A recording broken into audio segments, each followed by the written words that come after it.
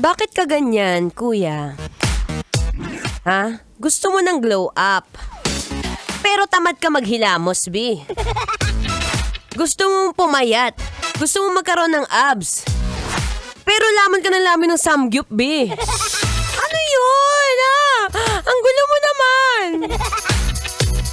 Well, to be honest, naniniwala nga si Maratoni na may mga oras talaga na gusto mo kaagad ng quick fix. Gusto mo lahat ng bagay, be, instant. Ano ka, Lucky Me? Oh, Lucky Me, baka naman. Alam mo sa buhay ngayon to be honest lang, makwento ko lang. Kasi sa mga nakakatanong po, ang Maratoni came from the word marathon. Yan ang babaeng takbo ng takbo. So marami nagtatanong sa akin, Oy, Maratoni, paano ka ba bumilis tumakbo, B? Anong mga sikreto mo? Ano ba yung pagkatakbo mo, mabilis ka kagad? Hindi, B. May practice yan, may training yan. Minsan sa totoong buhay, ang tunay na solusyon, hindi laging express delivery. Diba? Kung kunwari nag-order ka sa isang tawag doon shopping app. Siyempre, pupunta muna yung may mga 2 to 3 days pa yung business days. Nasa pa yung Shenzhen Sorting Center. Basta yon. Alam mo, sa panahon ngayon, B, let's accept the reality. Hindi lahat ng bagay nakukuha sa pangmadalian.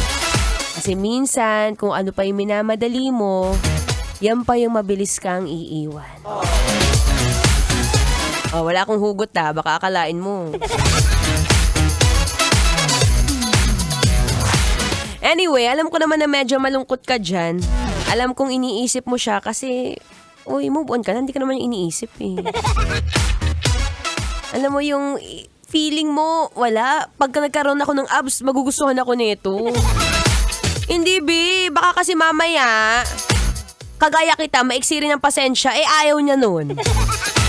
Siyempre, minsan nahanap ka rin ng kabibe mo. Yung mga tipong kayang-kaya kang pagtiisin o kayang-kaya kang tiisin kahit ang iksi ng palda ng pasensya mo. Ay, nako. LF. Lalaking maiksi ang pasensya.